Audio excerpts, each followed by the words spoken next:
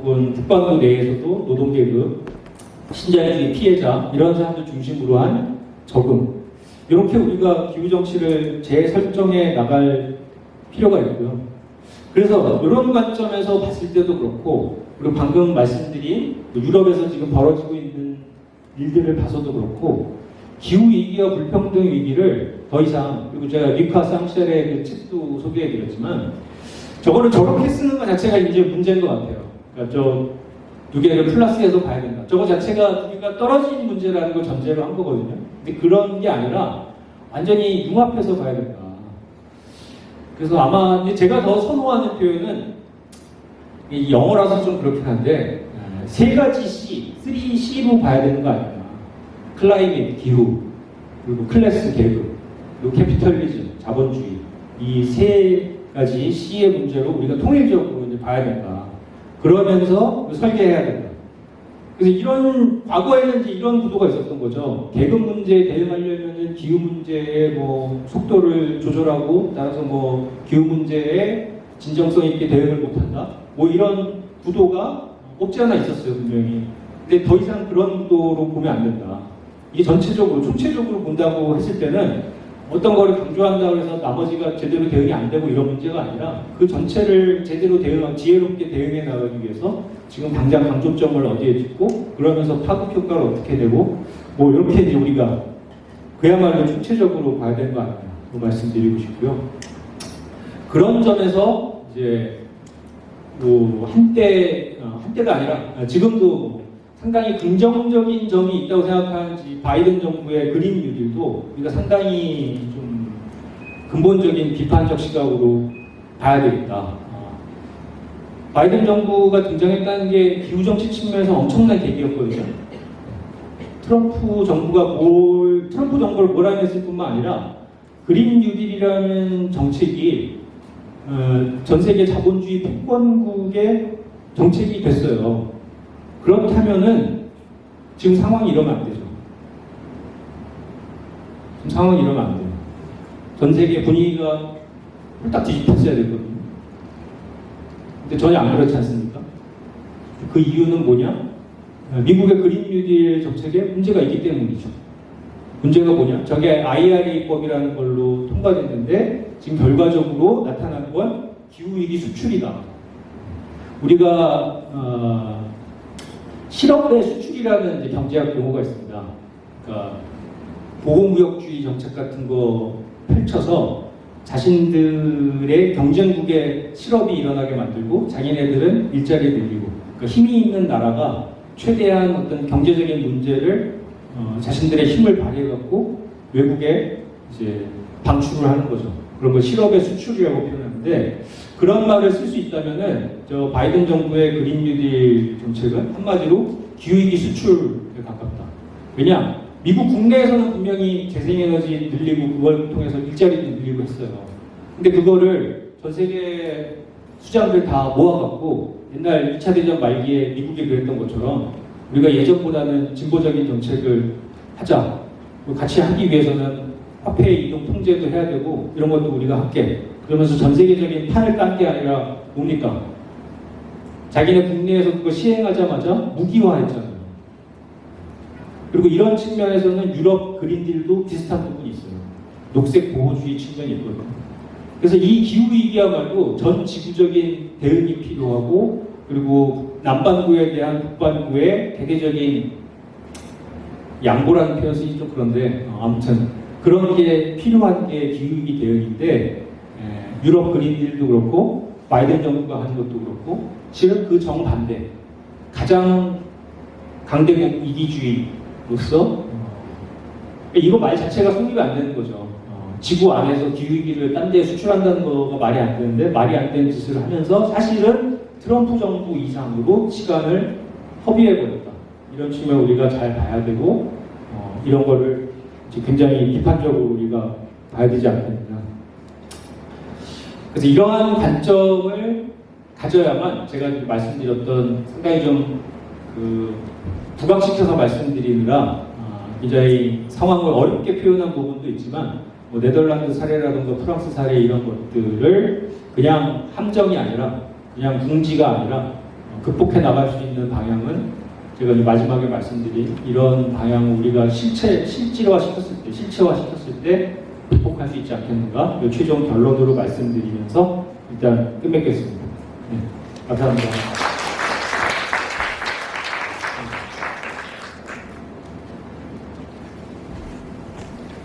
예, 40분 가까이 이 녹색 정치 흐름, 우리가 어제 교훈에 대해서 말씀해 주셨습니다.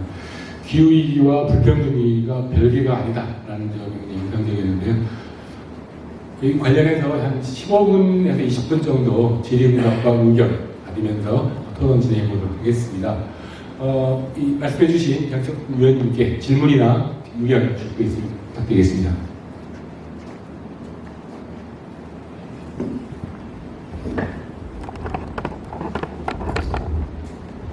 네, 안녕하세요. 기후위기 비서위원회 김영우라고 합니다. 그 사례를 들어주시면서 네덜란드의 동물권다 이야기를 해주셨는데, 약간 이제 제가 느끼기에는 그게 힘싸움처럼 느꼈거든요. 세력화를 누가 더 잘 해냈느냐에 대한 싸움이라고 느꼈는데, 이게 이제 역효과의 어떤 캠페인에 대한 사례로 들려주시면서 실제로 어떤 캠페인이 있었는지에 대해서는 설명을 안 해주셨어요. 그래가지고 좀 구체적인 얘기들을 좀 해주시면 좋을 것 같습니다. 예, 저 한두 가지만 더 의견 듣고 또 뵙겠습니다. 예, 또 다른 분 질문 남기겠습니다. 예. 네, 아까 어린 소개부터. 네, 기후위기 비상행동 정치위원회에 있고 또 에너지 노동사회 김선철입니다. 아까 3C 이야기를 해주셨잖아요. 클라이밋, 클래스, 캐피탈리즘. 그리고 이제 사실 공부 좀 하신 분들, 그러니까 이론적으로, 지식상으로는 자본주의가 문제다. 뭔가 근원적인 전환이 있지 않고서는 기후 문제 해결이 어렵다라고 하는 걸 동의를 하실 텐데, 이게 이제 현실 정치에서, 기후 정치에서 나타나는 모습은 뭔가 그런 문제를 제기했을 때 일반 시민들이 좀 부담감을 느낄 것 같다. 뭔가 좀 더 이 공감을 확대하는 방향으로 하기 위해서는 그걸 좀 이렇게 좀 색깔이 없게 해야 된다고 해야 되나? 혹은 현실 가능한 좀 이제 그런 어떤 담론 정책이라든가 요구를 내걸어야 되는 건 아니냐. 그래서 이제 자본주의를 이렇게 전면으로 내거는 반자본주의적인 어떤 요구, 체제 전환의 요구, 이런 부분들에 대한 거부감이 꽤 많은 것 같아요. 그래서 저도 이제 고민이 많이 되는 부분인데, 이와 관련해서 어떤 좀 생각을 갖고 계시는지 좀 듣고 싶습니다. 네. 네, 또 다른 분, 네. 요거까지만 듣고 또 이야기 듣겠습니다. 네, 시간. 네, 안녕하세요. 정치하는 공간을 통하는 오송이라고 합니다. 어쨌든 극우 정당을 비롯해서 유럽에서 지금 그런 정당들이 득세를 하고 있는데, 이런 과정들이 사실 예상이 될 수 있었던 거라고 생각을 하는데요. 예상이 됐던 거라고 생각을 하는데, 이런 과정에서 녹색당을 비롯한 유럽의 진보 정당들은 어떻게 이런 현상들에 대해서 대응을 했는지, 그런 활동들에 대해서 좀 듣고 싶습니다. 예, 이렇게 세 개만 먼저 답변을 듣고 또 이어가도록 하겠습니다. 첫 번째는 네덜란드 동물당 캠페인 실제 사례들을 혹시 들어줄 수 있는지 했던 것 같고요. 두 번째는 사실 캐피털, 클라이밋, 클래스 이렇게 세 개를 이야기했는데, 대인적 거부감을 부수기 위해서 뭐가 필요한지, 본인의 행각은 어떤지, 남자분들이나 체제전환이나 거부감이라든가, 마지막으로는 저러한 극우 정치의 득세에서 녹색당이나 기존 진보 정치의 대응은 어떠했는지 세 가지 좀 나왔습니다. 네. 네, 첫 번째는 제가 이제 몇 가지 자료를 봤는데 그 자료들이 편향될 수는 있어요. 제가 특정한 한쪽 입장을 주로 봐서 이 해석이 좀 한쪽으로 치우친 내용일 수는 있습니다. 그래서 그걸 전제로 해서 이제 말씀을 드리면은, 제가 본 자료에서는 그 동물관단이 이 축산농가 이 소 사육 제한해야 된다는 캠페인 할 때 이 소고기를, 그러니까 육식을 하는 것, 그리고 그 육식을 바탕으로 한 축산업을 하는 것을 일종의 이제 잘못된 행동, 그러니까 없어져야 될 윤리적으로 잘못된 행동으로 해석되는 캠페인을 했다고 해요. 그리고 그게 도시와 농촌에서 각각 다르게 수용자들에 의해 해석이 된 거죠. 도시에서는 오히려 공감하는, 그래서 동물권당의 새로운 지지층이 되는 분들이 많이 생겼는데, 그 축산업 농가가 있는 농촌에서는 물론 동물권당이 이걸 의도하진 않았겠죠. 하지만 그 메시지를 자신들의 어떤 전통과 연관된 그리고 자신들의 어떤 존엄성과 연관된 문화적인 중핵을 건드리는 걸로 봤다고 해요. 그러면서 그게 반감이 컸고, 그래서 정부에서 어떤 경제적 보상을 충분히 하겠다고 했는데 그게 대책이 못 되고 또 국민당 같은 세력들의 이제 선동이 쉽게 동의를 얻었던 게 그런 과정이 있었다고 하고요. 그래서 제가 이제 문화전쟁이라고 말씀드렸던 게 그런 이제 맥락이랑 얽혀 있습니다. 그래서 이 설득을 해나가는 과정, 기후위기 대응이라는 거 결국은 인간이 지금까지 살아왔던 방식을 바꿔야 되기 때문에 그 이전까지 살아왔던 방식에 어떤 식으로든 애착을 가질 수밖에 없고, 거기에 길들여져 있는 사람들, 그게 상당히 문화적으로도 단단하게 뿌리 내려 있고 이런 부분들을 과연 어떻게 설득을 시킬 것인가.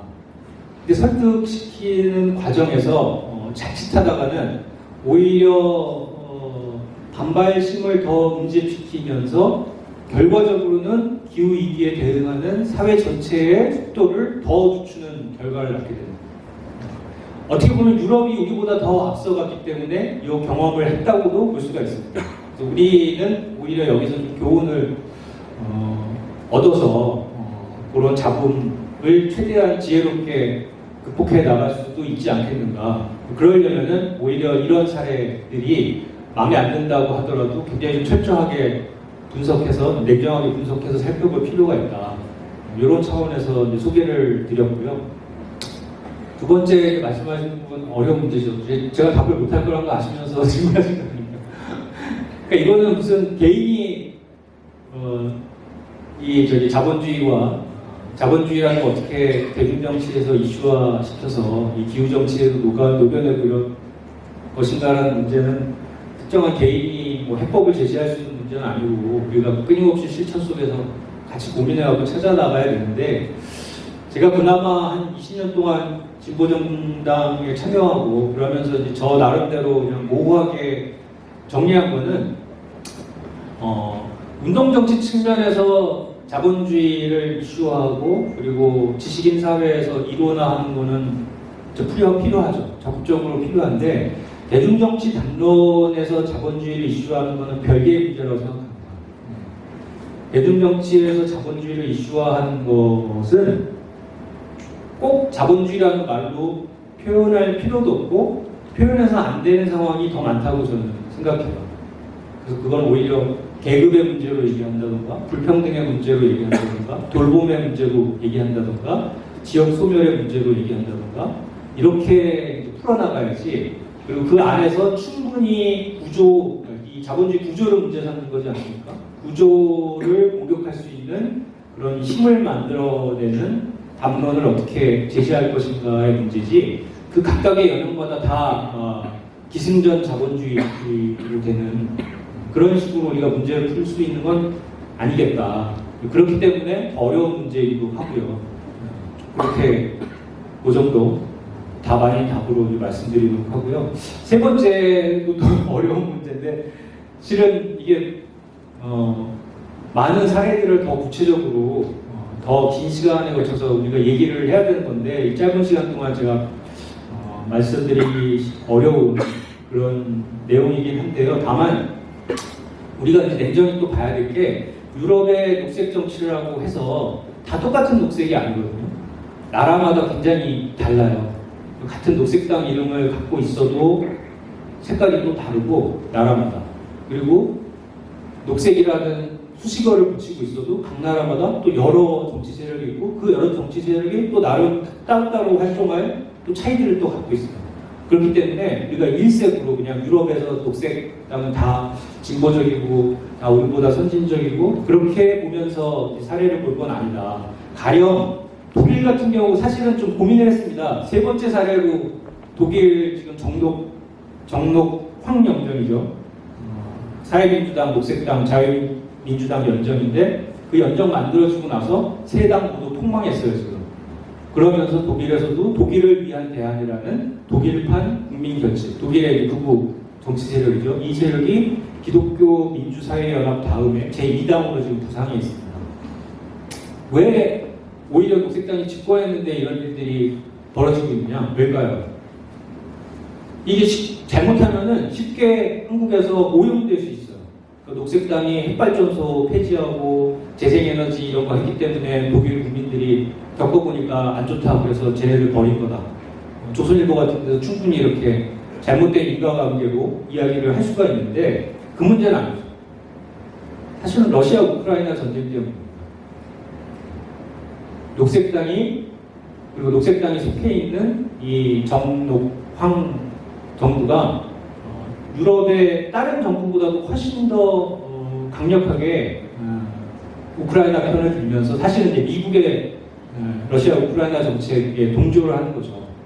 그러는 바람에 그동안 상당 부분 특히 겨울철 난방과 관련해서 러시아 천연가스에 의존하고 있었던 독일 사회에서 에너지난과 인플레이션이 이제 심화가 됐고 그 이제 고충이 고스란히 독일에서 이제 가장 서민들이 밀집해 있는 구동독 지역 이런 곳에 생활고로 다가오게 되고 이들이 독일을 위한 대안 같은 정당 지지층으로 돌아서게 된 거죠.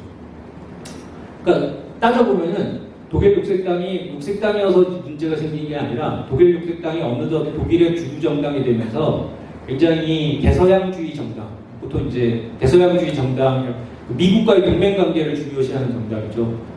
좀 우리식으로 얘기하면 친미 정당입니다. 친미 주류 정당이 되고 혹은 진보색이 강하기보다는 오히려 예전보다 약해졌기 때문에 그랬기 때문에 집권하고 나서 생기는 부작용이 오히려 녹색 정치 전반에 대한 또 독일 맥락에서의 백래시를 낳고 있다. 이런 맥락들을 다 같이 봐야 돼요. 그리고 그렇게 얘기하자면 각 나라의 사례를 구분해서 이제 봐야 되거든요. 일단 그런 좀 이제 복잡한 맥락이 있고 그래서 우리가 기후정치 고민할 때 이런 뭐 러시아 우크라이나 전쟁 문제라든가 미중 패권 충돌 문제라든가 이런 것까지 다 복합해서 봐야만 하는 지금 굉장히 어려운 또 상황이라는 거. 이걸 좀 뭐 굳이 이제 추출하자면은 그런 말씀 드릴 수도 있을 것 같습니다. 네, 어려운 질문, 어려운 답변이었습니다. 잠깐만요. 제가 또 너무 부정적인 것만 좀 말씀드려서 그런데 영국 총선 결과도 보셨죠? 네. 녹색당이 4석이나 또 냈거든요. 영국이 녹색당 같은 정당이 지역구에서 당선되기 굉장히 어려운, 한국 수준으로 어려운 나라인데 그런데 4석이나 또 낸 사례가 또 나왔어요. 그러니까 이 나라들마다 그런 좀 희비가 엇갈리면서 여러 가지 복합적인 교훈을 우리가 추출할 수 있다. 이 정도로 말씀드리겠습니다. 예, 아직 한 10분 정도, 한 5분에서 10분 정도 남았습니다. 몇 분만 더 질문 의견 듣고 마무리하겠습니다. 예. 안녕하세요. 잘 들었습니다. 저는 녹색당과 청년기후인권운동에서 활동하는 이은호라고 하고요. 좀 전에 좋은 답변 해주셨는데 조금만 더 여쭤보고 싶어서 그 문화전쟁 사례 관련해서요. 저는 우리나라에서도 어느 정도는 이미 이런 징후들은 이미 나타나고 있다고 생각을 하는데요. 가령 뭐 농민분들이랑 태양광 이슈라든지 또 몇 년 전에 한국에서도 문제가 됐던 전기요금이 갑자기 올라가지고 이제 에너지 요금을 어떻게 할 것인지 이 사회 공공성 이슈 이런 게 좀 있었던 것 같습니다. 그래서 저는 조금만 더 말씀을 견해를 들어보고 싶은 것이 저희가 거기서도 얘기하는 게 저의 고민은 이게 서로 만약에 비건이랑 축산 농가도 정체성이 있잖아요. 말씀해 주신 것처럼.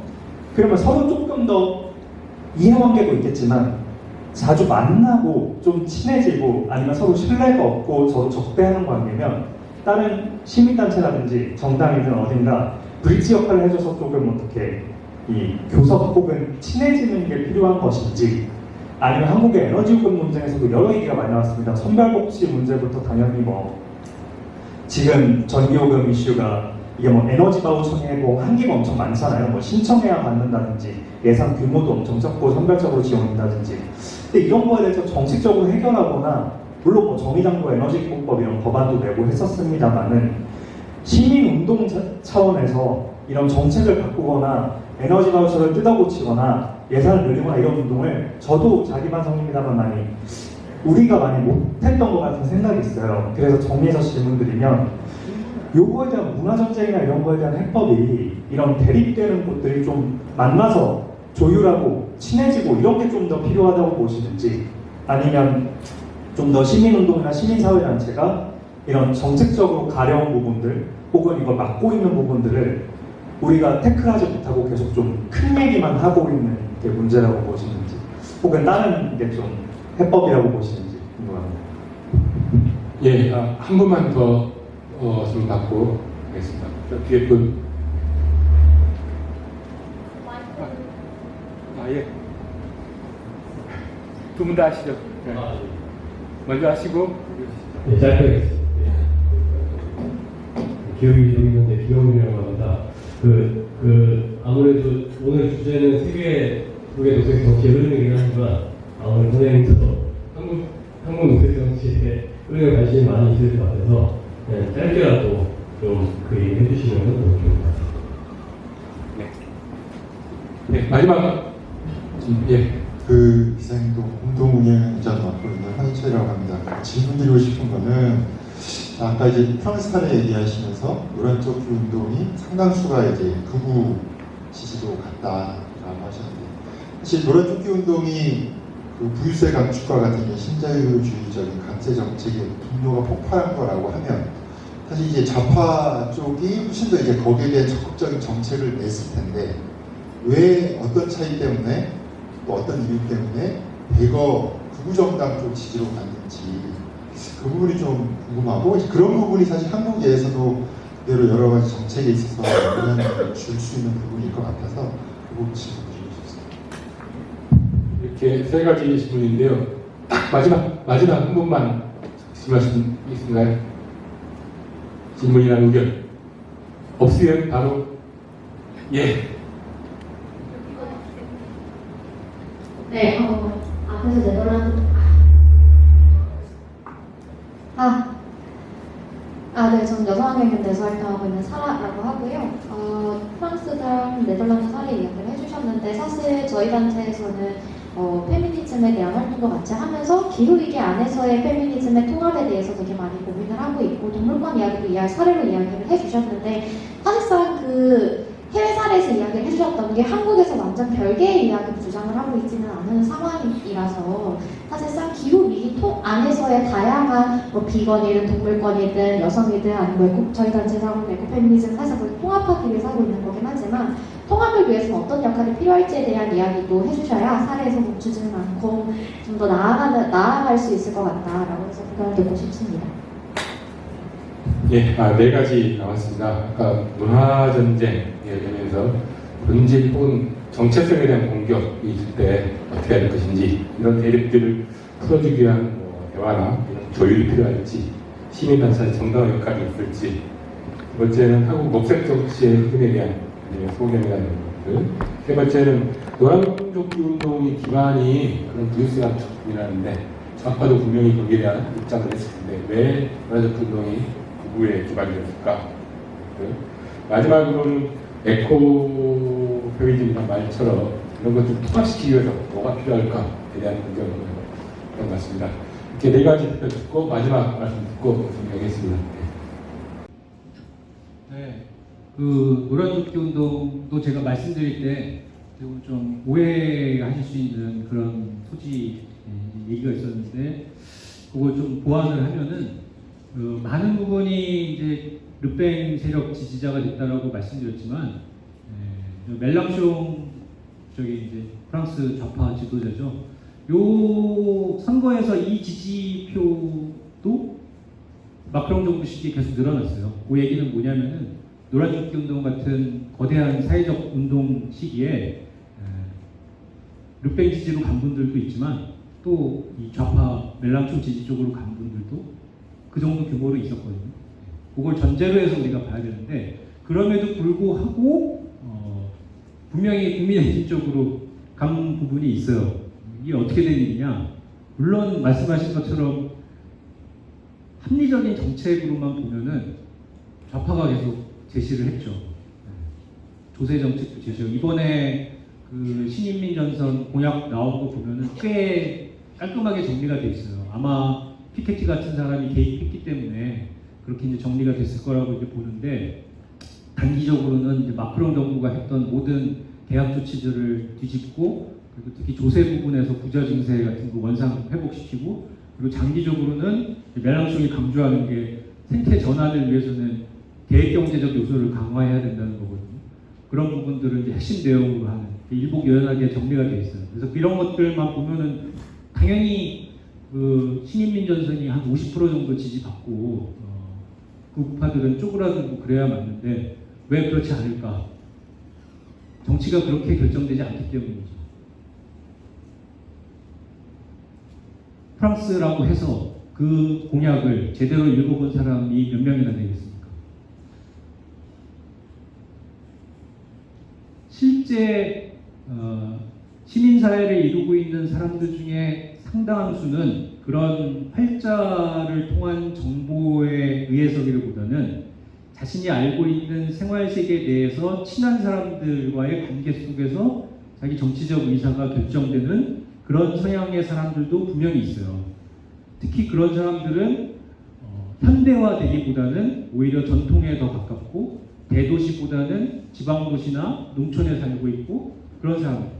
그런 사람들이 프랑스 같은 경우도 신자유주의 사회 속에서 더 많은 피해와 고통을 당한 사람들이에요. 근데 이 사람들은 자신들의 정치적 의사가 글이나 뭐 정보를 통해서 바뀌고 결집되고 이런 게 아니라 그런 자신의 생활 세계 내에서의 인간관계에 의해서 결정돼요. 이 부분이 좌파가 한국이랑 마찬가지로 부족한 거죠.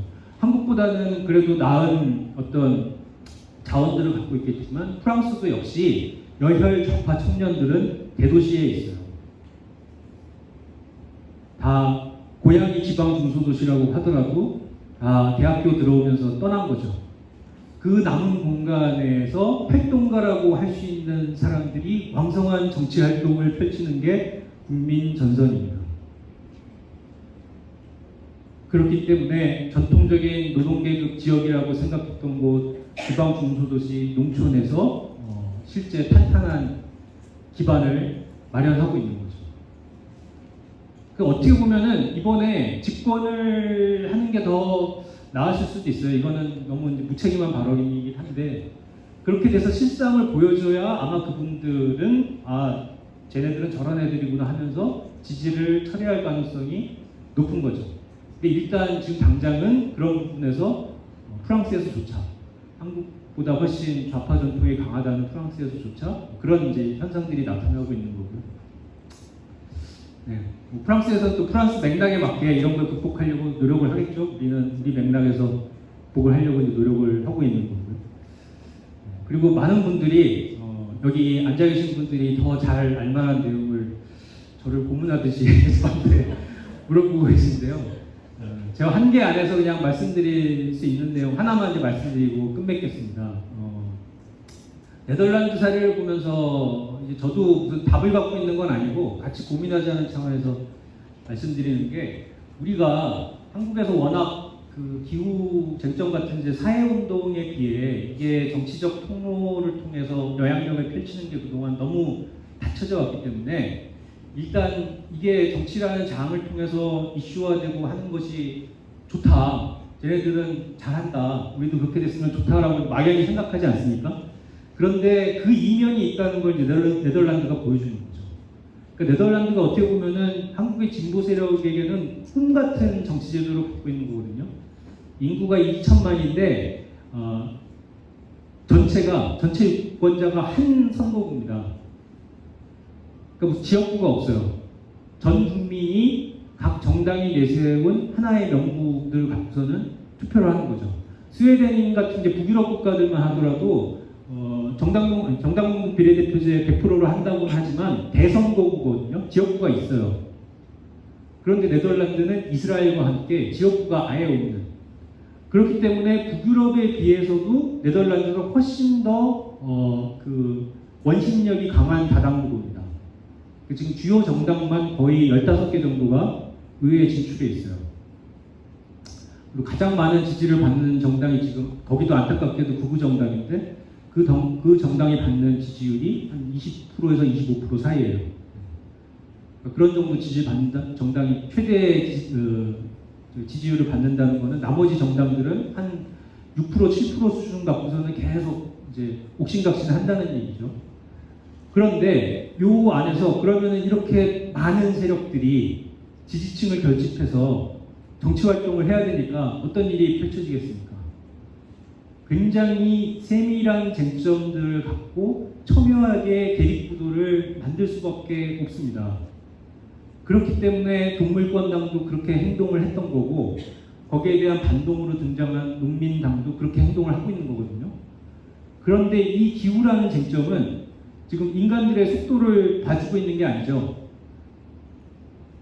저만치 지구는 멀리 이제 뛰어가고 있는 거죠.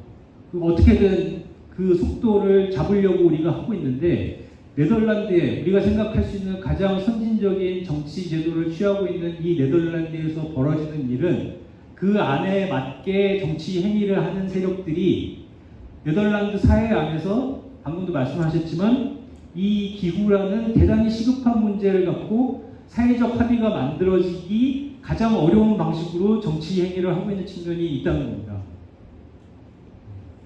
그래서 제가 20년 동안 진보 정치했던 입장에서 우리가 이제 정치에서 철수하자 이런 말씀 드리는 게 아니고요. 분명히 이제 사회적 합의를 만들어가는 과정에서도 정치가 중요한 역할을 하는 거기 때문에 기후 정치는 더 적극화되고 한국에서 더 뿌리내리고 해야 되지만 네덜란드 사례 같은 걸 봤을 때 우리가 그냥 정치적 쟁점화를 뾰족하게 하면 다 좋다. 최대한 우리가 순도 100%의 녹색 정치를 위해서 우리를 세력화하고 그 세력화는 정당한 것이다.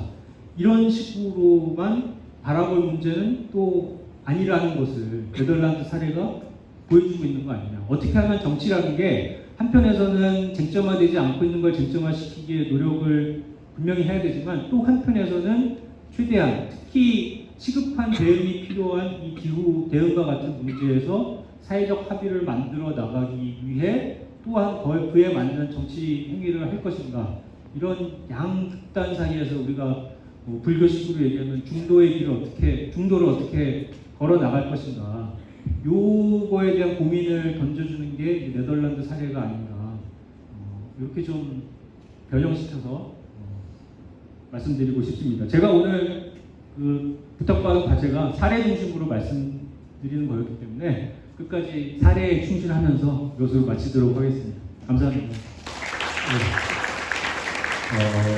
마지막 질문 몇 가지는 답변이 되긴 하지만 제 능력을 벗어나는 이런 자리들이 또 있을 거라고 보고 사실 기후가 사회의 모든 문제들과 연결된 것처럼 우리의 기후 정치가 프랑스나 네덜란드의 정치와 또 연결되어 있음을 확인했던 자리였던 것 같고 아마 이런 자리가 또 있을 거라고 보고요. 우리 고민을 계속 숙성시켜 나갔으면 좋겠습니다. 오늘 말씀해 주신 장석준 선생님께 박수 한번 부탁드리고 마치겠습니다.